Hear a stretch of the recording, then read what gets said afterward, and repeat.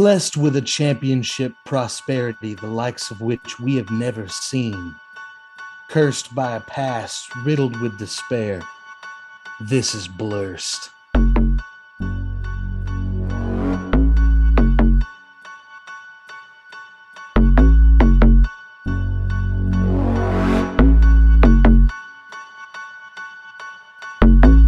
All right, welcome back to Blursed, everyone. It is episode 7. 7 episodes already. It's gone by super quick. This is the Atlanta Sports Podcast that is looking at all the different blessed and cursed of Atlanta sports. I'm here with just Bleezy Blake today, no Kais. What's up, man? Yeah, it only took 7 episodes for us to lose a co-host, but hey, we made it 7, so that's pretty impressive. Now, we're gonna be honest. Someone in Aaron's household forgot to pay the power bill, and so when life gives you lemons, we make lemonade. So that's why we're both here tonight. The show must go on. We promised 2 episodes this week. We will deliver on that promise. I'm shocked we made it this far without some kind of ordeal where someone couldn't record. So. Oh, for sure. I mean, through your move and through us battling sicknesses and everything else in these first 6 weeks. Yeah, no, it's very impressive. I do want to say we do apologize. We kind of left the last episode on like a cliffhanger, like, oh, Aaron's going to do some cool Blurst the Week coming out Friday, but instead it's going to be me. So don't be disappointed. It's actually going to be a great segue into Aaron's segment next week. And it all kind of worked out with timing the way the world works. So you ready to get down to it? Yeah, Blake coming through in the clutch to pick up the slack and do some research. So hopefully you guys enjoy what we're about to get into. Yeah, so with this new format of Blurst the Week being its own episode, it really gives us the chance to take deep dives into these stories. And so I as a nerd in the sports world, I already have a backlog of potential Blurst of the Week segments I would like to do. So I just went to that. Yeah. And this is one I had on there that I tried to pitch to Aaron earlier. And I'm glad we waited because it kind of works out with just the way the media is going. So, oh, yeah. Hot in the streets for sure. Oh, hot. So today we'll be talking about the Cleveland Browns as a franchise. We will not be getting much into the Deshaun Watson case. That will actually be, spoiler alert, next week's Blurst of the Week. We'll get into more of that and the way the NFL handles things of that such. But we're really going to get into the Cleveland Browns. So I titled this segment, Taking the Browns to the Super Bowl. Ooh. And the reason I never really got that saying why it's actually so funny, it's funny because they've never been in the Super Bowl. I don't think I realized that until I was like looking at your sheet here. Yeah, like, so that's pretty nuts. It's really nuts, especially when, and we're about to get into this, they're actually a really storied franchise of success for their first like 20 years, and then it kind of goes downhill. We'll get to why. Something I did want to point out though, because if you asked a random Falcons fan who has the lifetime more wins, Cleveland Browns, or winning percentage, Cleveland Browns or the Atlanta Falcons, I would assume most fans in today's era would say the Atlanta Falcons. I thought it was Atlanta Falcons. Yeah, exactly. I definitely 100% would have said Falcons, and it would have been very wrong. Yeah, I would have thought I'd be like, no, that's really easy. It's Falcons by a mile. Well, it turns out it's actually not. Falcons have a lifetime losing record, 376 and 483 with 6 ties. And the Cleveland Browns have a lifetime winning record, 541, 518, and 14 ties. I will say it's a little convoluted because the Browns did not start in the NFL. So there's 4 seasons where they kicked ass in a league of their own, basically.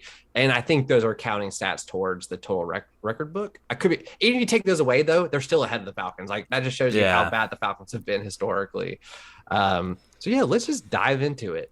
So the Cleveland Browns, as we've known the last 20 years, have probably been the most cursed or second most cursed with the Lions and the Jets. Those are probably the 3 I think of.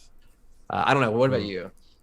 Yeah, I mean, as far as NFL goes, like definitely the most cursed franchise that we've experienced. That they've had a little glimmer of hope here of late, but yeah, like definitely in the NFL, the worst team in our lifetime. I mean, I'll say too, like Detroit Lions are right there with them, with both of them having 0-16 seasons, which had never happened before. And then they both happen within like years of each other, which is actually crazy. Suspicious. Don't be suspicious. Very suspicious. But the cool part about the Browns is actually his blessings from birth. So as a member of the AFC, originally until it folded in 1949. And that's when they joined the NFL. They actually went on to win all 4 championships in the AFAC, going 12-2, 12-1, 14-0, and 9-1-2 in those 4 seasons, winning the championship in all 4 seasons. Which is a major accomplishment to win a championship of any caliber, but to win all 4 when you're in your league. But it does fold in 1949. They join the NFL with the 49ers and the Baltimore Colts. Those are 3 teams that move over, which are, but all 3 are like storied franchise in the NFL that you hear up with the greats. Respectable. Yeah, for sure. And their first, the funny part too is the AAFC was a league of 8 teams. When they joined the NFL, they helped the NFL become 13 teams and then becomes 12 the next year. But it was actually a sizable, it's almost the same size as the NFL at the time. It probably was, honestly. But yeah, they fold. When they joined the NFL in 1950, they go on to win the championship that year. So their first year in the NFL, which there had to be a ton of shit talk from fans saying, oh, you're not going to win anything. Like, this is your first year in the NFL.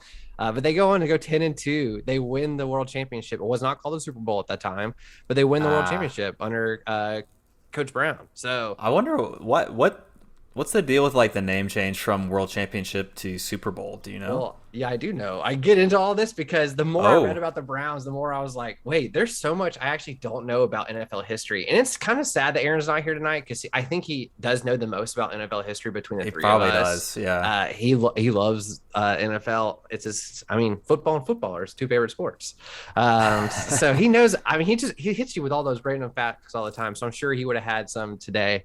But yeah, so they enter the NFL. They win the championship the first year. In their first 6 years in the NFL, they go to the championship game. They win, lose, win, win. So they win 3, lose 3, but still going to the Super Bowl. Like, that'd be the equivalent of going to the Super Bowl 6 years in a row right now. Cleveland, the city of champions in the 1940s and 50s. Yeah, exactly. They ran the NFL in their first 6 years. But then I want you to notice, for those viewing and watching on YouTube and listening from home, I took screenshots of like what I considered years, like I don't know, I broke it down into 3 different chunks of years between 17 and 20 something years between the 3, just because I felt like there's just significant moments in Browns history. And through 1946 to 1966, the Browns only had 1 losing season. 1 losing season where they went 5-7. Now, they didn't make the playoffs every year. They made the playoffs 17 seasons in the NFL. Wait, sorry. Let me make sure I say this right. In 17 seasons in the NFL, they make the playoffs 10 times, which 10-17 is incredible. In the AFC, they go 47-4. They won 92% of their games in the AFCs. And then when they move on to the NFL in that same span of time, they win 72.9% of their games. So they go a combined total of 159-59 between the years of 1950 and 1966, missing playoffs only once. This is also with a coach change. Coach Brown leaves the Browns, which is so fitting that he is their first coach. It's not named. I don't believe it's named after him. I did not see that it was. And it's also crazy. One of their first historic running backs is Jim Brown. Yeah, exactly. So it's kind of just a popular name inside a franchise. I don't know, just so perfectly named, the Browns. and they're still the Browns to today and for other reasons. But yeah, so through, I would say their glory years were these first 23 years, honestly. Going up, after they joined the NFL, they hit some struggle for a while. After those 6 years of going to the championship, losing the championship, they missed the playoffs. Then they go back to the championship. They lose it, though. Then they lose the division playoffs the next year, and then they don't make the playoffs until 1964. So there's a 6 year gap, which at this point, if you're a Browns fan, you're freaking out. Like 6 years, we haven't made it to the playoffs. What the hell's going on here? But for a normal, I feel like NFL fan, you'd be okay. You'd be upset not going 6 years. If you're coming off of winning so many championships, you're okay with it. You're like, you know what? We've won a lot, and like we still have all of that to back up all the shit talk. It probably hurts though. Like if you think about it, in your first 10 years of being a professional team, you made it to the championship every year. Like it probably hurts as a fan though, when you're so used to, it's your 11th season before you actually have a losing season, let alone miss the championship game. Like how blessed? That's Boston blessed. It's more than Boston blessed. Browns blessed is the That's most blessed. It's Alabama style almost. Like it'd be like them having a losing season out of nowhere. I Since couldn't like Nick imagine. Saban came.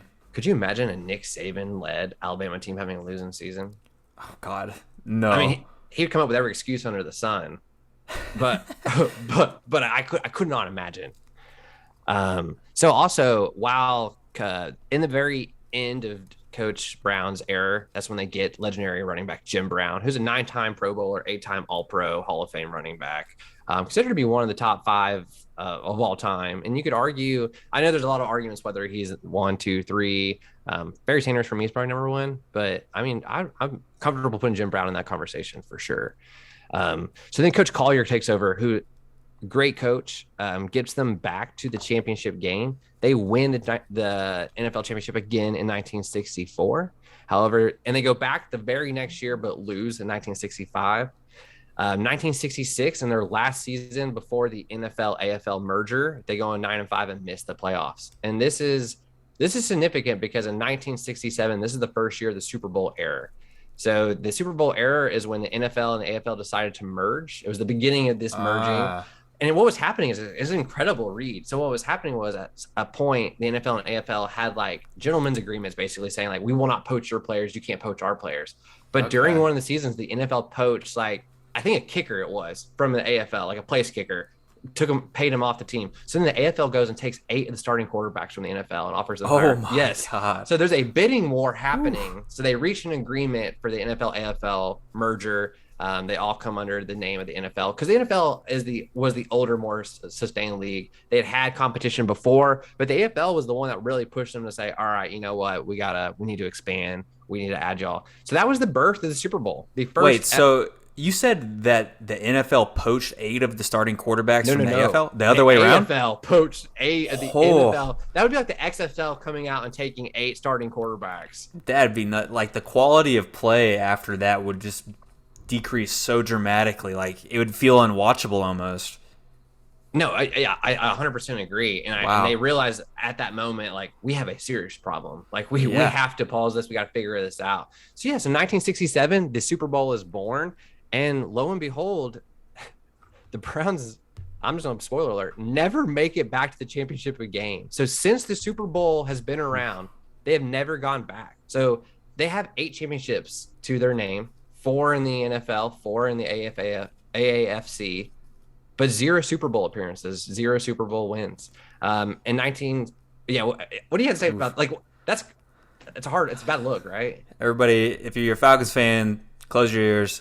Hey, it's the same percentage of wins that the Falcons have. But I mean, that's tough. It's tough, man. They've been around for a long time, and I know that there's a little bit of a gap coming up here, but still, like.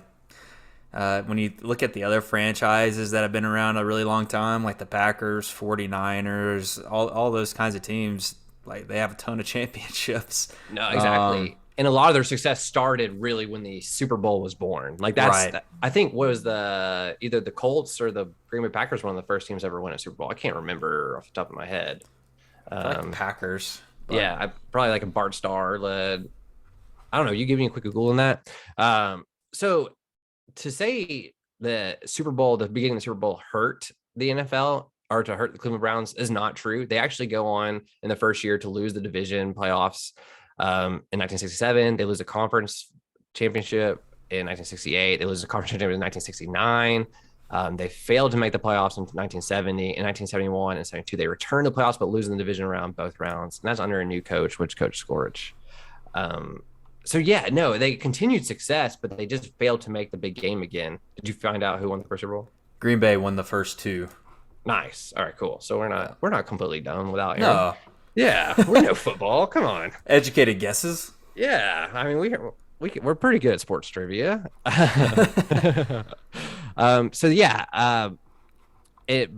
1970 they failed to reach the playoffs in 1970, going 7-7, leading to the firing of Coach Collier. In 71 and 72, they make the playoffs, but they're out in the division round. And then they enter the years of mediocrity is what I'd like to say, because this is when they actually start hitting losing seasons consecutively. 74, 75, they go 4-10 and 3-11. 76, they get back to 9-5, but missed the playoffs because that's a different NFL. We got to remember, like, there's 28 teams. The playoffs were a little different. There were less teams going. I think it was, I don't know actually how many teams of each side. It might have been 4 from each division total or something like that. Like, it was a lot harder to make the playoffs back in the 70s. Playoff expansion has been a thing that they push for. They keep pushing for. Like, I didn't realize, like, we hear all the time, playoff expansion, playoff expansion. I didn't realize playoff expansion has been a thing since the sports have been around. Like, they've always been pushing for it. Yeah, I was trying to give it a quick Google real quick because I didn't even realize. Like, I mean, and it makes sense. Like, the more revenue goes up too, they want to add more playoff teams and expand out as much as possible, make as much money. That's that's the business that it is for sure. And the college playoffs doing the same thing right now, like 4 teams. And in my personal opinion, 4 teams for the college playoffs is not enough. Like, you got to go more. I want more football. I get it's so easy to add teams to, in my opinion, because there's so many filler games during the season, like UGA versus UAB. Sorry, Rick. Yeah. But that's the one that comes to mind every year. And like the smaller schools, they make a lot of money off of that type of matchup. But yeah, I mean, you take out those games, then we can extend the playoff a little bit more, and then I don't know, for the other teams, you can tag on some bowl games and whatnot at the end. Yeah, and you may get some electric Cinderella stories. And I think the same thing's true for NFL. Like, even if you look in the 2000s, like a team like the Giants wouldn't have made the playoffs back in the 70s because there wasn't enough playoff spots. But then Eli Manning goes on an electric run and beats the undefeated Patriots. So like, I'm a proponent to playoff expansion up to a point. I mean, there's a point where you dilute it too much and you get to like half the leagues in the playoffs and it makes it a little weird. But there's a point. I really like how not to derail too much, but I really like how the NBA has done the play-in game and makes it where you haven't made the playoffs, but you're competing for that last playoff spot, which is kind of cool. Right. Yeah. I mean, the MLB just this year has expanded their playoff too, adding a couple of teams. So, I mean, it's about getting that money, but NFL's a little bit harder just because of the physicality of the sport itself and like danger that comes with that and player injuries. So it's kind of, they did add a regular season game, which adds a little bit of revenue for them. So that has to appease a little bit. But yeah, I mean, it's a balance because you lose all your good players, everybody's injured, then the quality of the sport goes down and viewership wanes. There's a fine line in the NFL with how many games you should stop at because, I mean, back in the day, there used to be 6 preseason games in the NFL. Like, could you imagine that now? There's only 3. So, I mean, and going back to our Blursed of the week, last week when we talked about Vic, when he got hurt in the preseason in 2003, I mean, that's why quarterbacks do not play preseasons anymore. And it's like, even if they did, it's like basically practice. Like, the starting quarterback is not going to get hit really in a preseason game, I don't think. No, you can't. You really can't. So then you go forward to 1982. I highlight this year because they make the playoffs going 4-5, but it's a funny year. So there's an NFL player strike that year. Okay. So they did a 16-team playoff. They made the wild card of the 4-5 record. So what they did was they on each side, they top 8 teams on each division. They numbered them seeded 1 through 8 and did the playoffs that way. Wow. Give me one second. Going over to the 85-88 seasons, you get to, I call him legendary regular season coach Marty Schottenheimer. He takes them to the playoffs, like sustained playoffs. So they get back to sustained success in 85. So if we're recapping a little bit, 1972 was the end of what I would call the glory years for the Browns. Then you hit 73 through 84, so 11-year period where they make the playoffs twice, once because of the player strike, but really they're having mediocre years. Not great, not bad, just mediocre. And from what the Browns, I would say, like at that point, their culture, like they wanted to have that sustained success. So this, I mean, disappointing the whole Browns fans, I would say. Famous. If your team goes from being world champions to now you can't even make playoffs for 10 straight years consistently, you're gonna be upset as a fan. Well, yeah. yeah, it's just gonna lead to So they get Schottenheimer, they bring him in his first full season they go 8-8, but they make the playoffs, lose the division round. In 1986 and 87, they make the playoffs. They lose the conference championship both years to the Denver Broncos. The Denver Broncos go in the Super Bowl, but they lose the Super Bowl both years too. So it's just a bad look both ways for both teams there.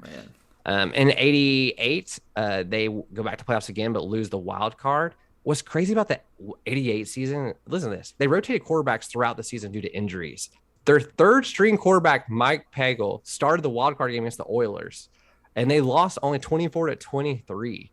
Oh man. So this season, it kind of reminds me of when Matt Castle took the Patriots to the playoffs when he was their backup that Oh year. It's yeah. kind of like that where they had just quarterbacks rotating in and out because of so many injuries that they still made playoffs going 10-6. Like that's impressive within itself. Like It sounds like that sounds like almost a quarterback carousel that happens in college before, like, when the coach can't decide who's the better quarterback, so they just let them play through the season, and then it's like halfway through the season they're still playing like three different quarterbacks. It's like, what's going on here? Yeah, because they never could figure out who was the best quarterback. Yeah. But this was like a forced version of that. Sure. So they lose that game 24-23.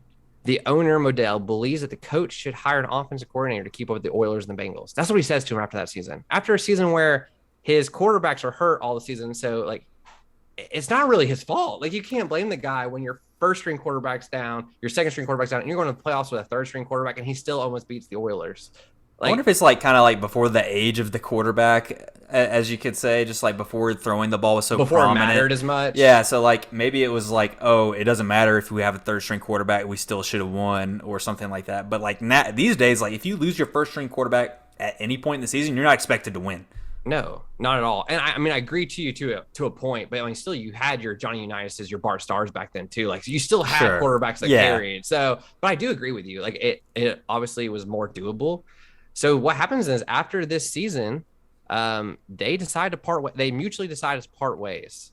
So he finishes his record because he says, "I'm not going to do that." Like he believes in his own coaching ability. Sure. So he finishes his record there with a 44-27 record. So 62% winning percentage. He went 2-4 in playoffs, but that's not a bad look when you think he made the playoffs all 4 years.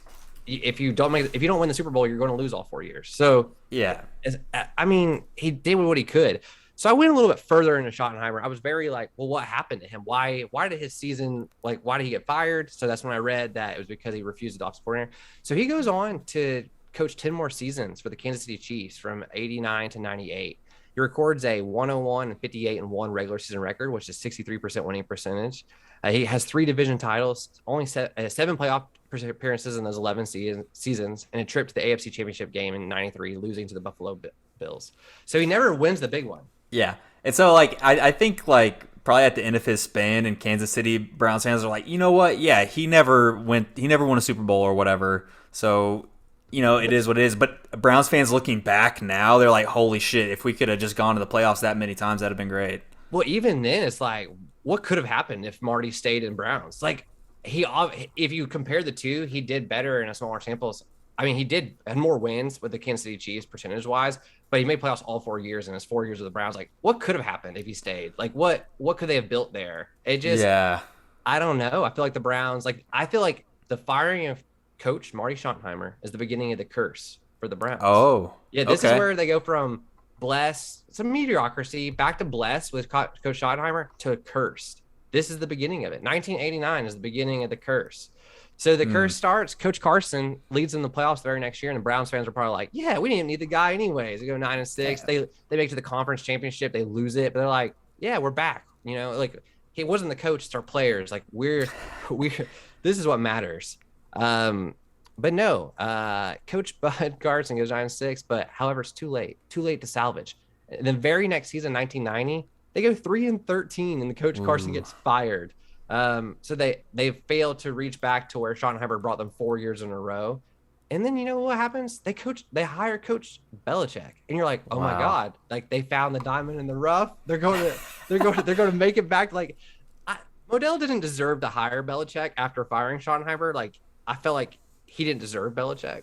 Yeah. And some people are like, well, Belichick didn't do anything there, but let's pump the brakes a little bit because he actually does. So he was 6-10 in his first year and 7-9 in his following 2 years, having some tough luck. He switches quarterbacks all 3 years. But Testaverde stays 1994, which they get to the playoffs. It goes 11-5, makes playoffs. But then listen to this. Here's what happens, though. So I look into it. 1995, they go 5-11, and Belichick gets fired after making the playoffs, going 11-5 the year before. But there's so much more to this story. So, let me put the brakes real quick. Bud Carson got fired. Sorry, just real quick. Bud Carson got fired after losing 42-0 to the Buffalo Bills. In that season, he goes 3-13. So that's why he got fired. Yeah. And I'll just say, like, just looking at it, like, straight away, coming off a 3-13 season, Belichick doubled the win total the next year, and then it takes time to come back from that poor of a team. Probably build back the culture. Yeah, and I think that's why Arthur Smith should get a little more grace. Because listen to this, dude. And Aaron's not here to argue, so I can just talk freely. I don't like him either, though. I don't know why though. Listen, the Falcons 6-10, then they go 4-12, and his first year they go 7-9, 7-10, 7-10. Like, that's improvement. He improved it, and now this year, if they win 6-7 games again, like, it's showing consistency. I just think we should give him the same patience we would give Belichick. That's all I'm trying to say. So Belichick, after 94 season, going into 95 season, the Browns are considered one of the favorites to go to the Super Bowl. Like, after making it to the playoffs the last year and losing the division finals, they're like, wow, they're bringing most of their team back. They just had the number 1 defense in the league this last year in points allowed. The Browns should be a Super Bowl or bust kind of team. Well, here's what happens. They start the season 4-4, not the greatest beginning, but we've seen teams start the season 4-4 and win the Super Bowl. Well, here's what happens. After they start the season 4-4, Modell announces halfway through the season, this is 8 games in, that he intends to move the team to Baltimore at the end of the season. Out of nowhere, just abruptly says, this storied franchise who's been in Cleveland since the beginning, all those championships, all the great things that have happened, join the NFL, being successful in the first season of the NFL, decides he wants to move the whole franchise. So the team crashes and burns and goes on to finish the season 1-7. Reading through different articles said like the whole team's morale had hit the shitter. Like people they didn't. I mean, yeah. I wonder if they start selling off pieces too, or like. No. Did he sell the team, or he's just decided on his own? Here's the interesting part. So not all was lost though. Cleveland, the city, reached an agreement that they were allowed to keep the team name, the franchise, the history, and the memorabilia. And that the NFL they'd be back in the NFL no later than 99. The Baltimore Ravens were introduced as an expansion team in 96, and they carried over all the Browns players. So all the Browns players went to Baltimore. Yeah. And he hired an older coach that had coached the Baltimore when the Baltimore Colts were there. And I actually looked it up. They actually go on to win the Super Bowl before Modell gives up ownership. So he got a Super Bowl ring, which made me so pissed. Everybody has to fucking hate that in Cleveland. Jeez. Well, the worst part is after he did that, after he fired Schottenheimer and then moves the Browns have been so irrelevant since then, beyond irrelevant. So after 95 season, when Belichick gets, he gets fired is a strong word because you move the team to a whole nother city. After that crash and burn of a season, they come back to the NFL in 99. So 4 seasons later. So you got 96, 97, 98, 99. Yeah, 4 seasons later, they come back in the NFL and have a horrible year. They go 2-14. But who would have guessed that this 2-14 actually foreshadows the next 20-something years in NFL? They go on in the next 20 years to only have 3 winning seasons, making the playoffs only twice. Once in 2002, this was with Couch as their quarterback. Hey, baby. They go 9-7, but they lose their wild card. They actually go to the playoffs, you'll find this really cool. They go to the playoffs in 2000, or they don't go to the playoffs, but they have a winning record in 2007 with a 10-6 record. They actually missed the playoffs because of ties, head-to-head ties. So the Steelers, So the Oilers and the 10-6 is pretty successful. Wow. So the Titans, the Browns, and the Steelers all went 10-6 that year. The Titans beat the Steelers head-to-head in their tiebreaker, and the Steelers beat the Browns head-to-head in their tiebreaker. So the Titans and the Steelers go on to the playoffs. The Browns missed the 10-6 season. Listen to this team, though. Journeyman Derek Anderson was our starting quarterback that year. He threw for 29 touchdowns and 19 interceptions. He was fantasy football ranked 33 that season and position ranked 6. Jamal Lewis, the running back, rushed for 1,300 yards that season with 9 touchdowns. In his career, he had over 10,000 yards. Incredible running back. He was fantasy ranked 11 and position ranked 6. LT was position ranked 1 that year. And their wide receiver, Braylon Edwards, had 80 catches, 1,289 yards, and 16 touchdowns. Wow. He was fantasy ranked 6, position ranked 3. That was the same year Randy Moss put up 23 touchdowns. In any year you scored 16 touchdowns, you're probably thinking that's the receiving touchdown leader for the year. Because I think Kupp just had it this year with 15. Yeah. And he had 16, but of course Randy Moss beats him that year with 23. And T.O. finished second with 15 touchdowns as fantasy player. So what a crazy season for them. Their defense was pretty crap, but their offense put up electric numbers, and they were fantasy viable. if you're a Cleveland Browns fan, I know it's probably exciting to have like a season that you're close to making the playoffs, but to miss the playoffs like that, would you have rather just had another losing season? Yeah, I don't know. If you're a Cleveland Browns fan out there and you're listening to this, let us know. Like, let us know in the comments. Send us That a has tweet. to hurt worse, especially after of what comes after that. I mean, I couldn't like imagine being that close. Well, and like you're saying, I couldn't imagine after you haven't been successful consistently since '89. So now this is 2006, and or 2007, and you're gonna miss the playoffs going 10-6, and you're second in your division that year. Like you feel really good about the team as a whole. Romeo Crennel, that's the coach. That was the coach. Yep. But that was an anomaly. If you look at the rest of his years, he goes 4-12 the next year, 5-11 the year after that, and then he got fired after the 4-12 the next year. So then you fast forward to 2015. This is I would like to say just really where the Browns hit rock bottom. They go 3-13. The following season they go 1-15. And then the following season after that, they go 0-16. I mean, rock bottom is a hell of a term there because like all the years in between that you skipped over, they had 4 or 5 wins. 2015 or 2014, they had 7 wins. So, man. Yeah, you actually think after 2014, you're like, wait, are we making a turnaround? Like, yeah. Is this also? Nope. If you look, their top player in a lot of these years, you see the name Thomas. That was their left tackle. That was their best player, which is true. Like, I mean, he was you remember who that is, right? Wait, what's his name? Thomas, left tackle. Oh, dang it. I definitely should know this. You know this guy, Joe Thomas. Yes, Joe Thomas. Hall of Famer. Hall of Famer, yeah. I think he's doing a lot of commentary work now. And typically on Pro Football Reference, if you're looking at AV for like the most valuable player, it's typically a quarterback or a running back. Or sometimes a defensive player. But yeah, no, it was literally Thomas for years. It's Thomas, like at least 5 or 6 years. He was their best player. Yeah, so I wanted to dive in a little bit. So after 15, I'm like, well, who did you take in the 2015 draft? Like, it can't be, couldn't be that bad. Or 2016 draft, sorry. So they originally had the second pick in the 2016 draft. They traded back, though, for the 8th pick. So just so you know, in the second pick, they could have taken Joey Bosa, Zeke Elliott, Jalen Ramsey, DeForest Buckner, Leonard Floyd. Instead, they trade back to 8. But at 8, you know what they do instead? They trade back again for 15. And they get a 3rd round pick with this. So they don't even get much value from this. And at the 15th pick, they take wide receiver Corey Coleman. He doesn't even play for them anymore. But they're trading back like to pick up picks in the future, or yes. So then the very next year, they have multiple 1st round picks. They don't mess up the first pick. 2017, they take Myles Garrett. Great, solid, great pick, solid pick. But then they mess up the next 2. You have 3 picks in the 1st round. At 25, you take Jabril Peppers. Ooh, where's he now? He's out of Michigan, right? Yeah, he's out of Michigan. He was electric in Michigan, but he's one of those hybrid weird positions. I think he's either with the Cardinals. I think he's with the Cardinals, maybe, or the Steelers. The Cardinals like to take in like wayward secondary players. Like they had the Honey Badger for a long time. He is actually with the Giants.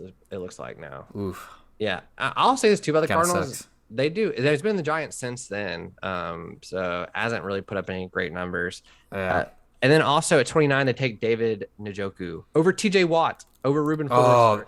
That was probably the hardest one. I was looking through this. I was like, okay, let's see who they picked. Njoku, they still have him, but he's not ever done anything. No. And then the next pick down is T.J. Watt, who is probably top 5 or top 3 defender in the NFL. So then after that season, they go 0-16. It doesn't shock you they go 0-16 after the last 2 drafts they've had before that. And then in 2018, they get their franchise quarterback, Baker Mayfield. They draft him with the 1st pick of the draft. Hindsight, looking back, it's actually not as ugly of a pick if you think about it, because Sam Darnold went 3rd overall and Josh Rosen went 10th overall. So Baker Mayfield was probably the 3rd best quarterback in the draft behind Josh Allen and Lamar Jackson. I remember at that draft, I was shocked at the time that Baker went that high. I didn't think that much of him. I think UGA had just put the beat down on Oklahoma too, in the playoffs. But he's a Heisman winner. I mean, yeah, but I don't know. He's undersized and stuff, so I didn't think much about him. I was just like, wow, that's the Browns being the Browns. But honestly, they missed a couple landmines there. Like Sam Darnold, I mean, even Saquon has been so injured. Like taking somebody like, I mean, they already had. They picked up Chubb this season in the 2018 draft, right? I think they did. believe 20. Let me tell. I can tell you right here. They took him. Yeah, 2018. Yes, they got Mayfield and Chubb. They also took Denzel Ward, who's a great cornerback. So they actually had a decent Yeah, draft here. that's a good draft. No, 100%. it's a great draft. And this is like, I think at the time they were talking about they had that new GM who's kind of like the Moneyball thing. People kept comparing him to Moneyball, Oakland A's kind of thing. I can't remember. I think he'd come over from the Packers. I'm trying to remember his name. Let me see. 2018 Browns. Because I remember that was the year that they did. What's the NFL show? John Dorsey. Yes. Or he got fired though. Yeah, not too long after that. But so here's the crazy part though. Baker brings them back to the light. And I say this, I'm gonna be honest with you. Like, I know a lot of people aren't high on Baker. I do believe he's a top 16 quarterback in the league, which means he should start somewhere. I believe with the I believe with the right roster, he could take you to a Super Bowl. Does he win you a Super Bowl? Maybe it's like Stetson Bennett. He can get you there, and if your team plays well enough, like he could win the game. I don't know if he wins it himself. I mean, he can make some moves on the ground. He's had some electric moments in the NFL. He has. He's shined some greatness. He goes 7-8 in his first year, 6-10 in the year after that. After they fire Kitchens right after that because they made the wrong hire. They get Stefanski. They go to 11-5 and make the playoffs. And then coming into 2021, they're a dark horse to go to the Super Bowl. I mean, I know it was a buzz in our friend group. They had a great defense the year before. You think the offense can only get better. But Baker Mayfield battles injuries all of 2021. He plays with it. It comes out in October. They've been playing with a torn labrum for most of the season up to that point. They go 8-9. They barely miss the playoffs. Baker goes on IR in January. And if you love him or hate him, you have to admit Baker brought the Browns back to relevancy. It's the first time they make the playoffs in almost 20 years. Last time they made playoffs was 2002. So 18 years. First time they made playoffs. Wow. And you think with Baker at the helm, you have the recipe for sustained success. And I think something that cursed the Browns here, I mean, they're already cursed. I told you they've been cursed since the firing of Marty Schottenheimer. But the curse that's killing them here is instead of going with what they have and trying to build off of it, they want that instant gratification. And so what do? They trade for a sexual predator. They literally trade. And I'm not gonna be honest. That's what he is. That's who he is. He got deemed by the NFL this week in the report that he was deemed guilty in 4 cases that he sexually assaulted a woman. And not only that, I believe the city itself deserves the Cleveland curse now. Baker Mayfield, I mean, don't get me wrong, Modell screwed them and cursed them originally. The owner screwed, he cursed leaving them. The city, yeah. Yes, but now I think they deserve this curse, and they don't deserve it until they expunge whatever's going to happen in the next couple of years with this whole Deshaun Watson fiasco. Because I believe Baker Mayfield, you build around him, you keep him there. I mean, just look at their record in 2020. They were 11-5. They went to the playoffs, and then like the year Baker's hurt, the year following, they are 8-9, have a losing record. And so, like, to me, the correlation is that Baker plays well, like they're going to make playoffs. But if he's hurt and doesn't play well, they're probably not going to make the playoffs. And that's the case with most teams. But yeah, I don't know why you jump ship at that point. Like, he hasn't shown you anything other than like success when he's healthy. All he showed you was that he was willing to put his body on the line for you. And to do that in Cleveland of all cities, because here's the thing, no one. I saw the Joakim Noah, the center that played for the Bulls for a long time, had beef with LeBron. They were showing his spat, like their beef today on, I think it was on TikTok or Twitter. I saw it. And in one of his press interviews, he goes, who's going to Cleveland for vacation? He goes, nothing's good about Cleveland. And it's true though. Like, Baker is in a city that no one deems, a place you would want to go to move to, or a place you want to go to visit to, or go to vacation to. And he's there. And he honestly like has that LA personality, like a big city personality. Like, yeah, he's flashy.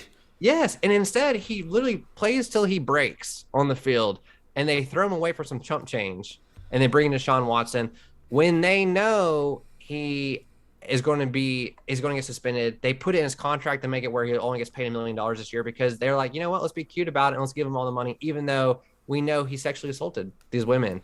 And the reason I'm getting into this is because next week, Aaron's going to take a deep dive into the NFL history of how they've mishandled punishments regarding domestic abuse, regarding marijuana, regarding everything, and just how they've been all over the place. And that really what matters to the NFL is protecting the shield. Like, that's what matters, which is why you see Calvin Ridley get a 17-game suspension for betting on his team when he's not there. because that hurts the shield.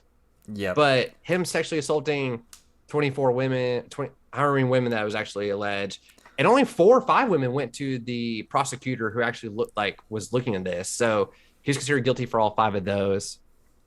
Yeah, it'll be interesting to see how it plays out, just because the NFL is kind of contesting the suspension now, because apparently they want it to be indefinite or whatever. So there'll definitely be more news breaking on it over the course of the next week. So hopefully it'll be a little bit resolved, so we can give you a definitive answer of like what's going on and kind of our takes on it. But yeah, I mean, I don't know. I think a side note blessing is Atlanta failing to acquire Deshaun Watson. Oh, for sure. No, and I think I should just go out and say this. I originally wanted Deshaun Watson in Atlanta. I mean, when you think about it, you pull the horrifics away. He's a great football player, and I was like, man, I want him in the A. Like, it would be cool to see him play. But we really start to look at all the allegations and what actually transpired, and the fact that he's been found guilty. He's been found guilty. But not only that, he has no remorse. He says he to this day says he did nothing wrong. It'd be one thing if he said, wow, I messed up. I don't know what you say. Actually, I don't even know how you don't justify it. You just say you're wrong. You fucked up and I need to make amends to fix these things. But he doesn't do any of that. He says he's didn't do anything wrong. And then the Browns statement come out on Monday or Tuesday when this whole thing came out. They go, Deshaun Watson feels wrong for what he did. And it's like, wait, so that means he's culpable then. That means he did do something. So the whole thing is just it's tainted. It's all tainted. I don't know how you can root for him. I don't know how you can be proud that he's your quarterback. And I don't know how the NFL can say, yeah, he actually we proved him that he is guilty of these 5 sexual assaults. Why is he in the NFL still? Why is this even a question? How and can you sexually it's something that all these professional leagues have issues with too, because they want to protect their product and they want to make it, the highest caliber athletes on the field. But like, Major League Baseball has these issues too. They can't decide what a fair suspension is for like steroid or PED use, like, because that was encouraged at one point, and like they still blackball Pete Rose for gambling in the 80s, and like he's the all-time hit leader by far. And he didn't do any steroids or anything. It was this was before that era a little bit, but yeah, and so that's one that my dad is still not very happy about. But yeah, I mean, these leagues, they have a hard time with just common sense issues. So yeah, there should be a little bit of suspension for Calvin Ridley, probably, like, hey, you can't do that. But like, should it be equivalent? No. That's pretty obvious. Well, that's the hard part. That's the worst optic about this. You're telling me that a player is going to lose 17 games, like he's going to spend 17 games without pay for gambling and betting on his team while he's away from the team, has no impact on the field at all. But you're going to say this guy was found guilty for sexually assaulting women, and he gets 6-game suspension. Slap on the wrist. Like, make it make sense. Help me understand that. Help me understand how. Because let me put it. If you came out in the media that you sexually assaulted 5 women, do you think your job's going to let you keep your job? I'm not going to. I don't like this being said about me, so I'm not going to. It's not hypothetical you. It's a hypothetical you. Okay. Yeah, like just any one person. Yeah, no, anybody like that's like in court for that kind of issue, yeah, they're going to get fired probably, or like if it comes to light, I would imagine. Yeah, I don't know. It's topical of society as well, and like how much of this is kind of burdening our society, and like how big of an ongoing issue it is. But we'll get into it a little bit more next week. We're supposed to save some of that stuff. We will. And there's a lot to talk about. I mean, and we won't undress it all now, but it is a blurst because the NFL brings us our favorite sport into a professional level. Like, there's nothing more electric than Sunday during an NFL season. Just because there's a limited amount of games, any given Sunday, any team can beat anyone. Fantasy football is the most fun of all the fantasy sports. I'm just going to say it. 100%. And so there's a lot of blessings from the NFL, but they are so cursed in the way they handle all of this mess. And yeah, we'll take a deep dive next week. You'll probably hear us pretty angry, and you'll probably hear us just lost for words a lot of times. And I'm sure you are too. I'm sure. And if you're a woman who's a fan of the NFL, like, bless your heart. Like, more power to you. I don't know how you do it. They obviously don't cater to you.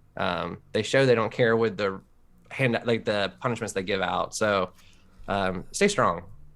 Oh man, yeah, we'll have to see, but we'll give you the rundown on that, and we'll try to throw some jokes in there, keep it a little bit more upbeat. It's such a downer, but I mean, we can kind of talk about how the Falcons and like how they avoided this mess, because there's kind of just a shadow that follows Deshaun Watson around now, and it's kind of like tainting everything he touches. So the fact that Matt Ryan ended up getting traded as a result of us even attempting to bring in Deshaun shows Watson, our we deserve that.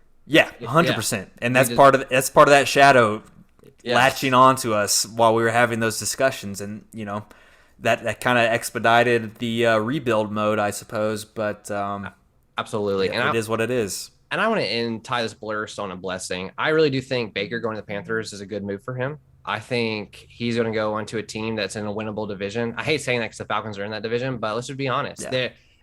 The Buccaneers will win the division, but there's a lot of winnable games for the Panthers. They can can sneak in the wild card playoffs. I think they have a good team, and I think Baker's a good enough quarterback to get them there. I mean, it's the best quarterback they've had since Cam Newton was in his prime. I mean, they have 4 games versus the Saints and the Falcons this year, so that helps. It helps. That's a fair fight for them. And if Christian McCaffrey has a healthy season, look out. Like, they could be a dark horse team. I don't think they have Super Bowl aspirations, but who knows? I mean, anything can happen in the NFL. That's the cool part about it. So it's all hypothetical now, but I'm rooting for Baker. I hope he has a great season. I hope he puts up good fantasy numbers. I think he's one of those quarterbacks to keep an eye on for fantasy implications. He's got a lot of weapons. You heard it here first. Blake's saying the Panthers are going to win the Super Bowl this year. So Red alert. We'll have to do some predictions and stuff too coming up. Anything you want to add before we dip out of here? Yeah, no.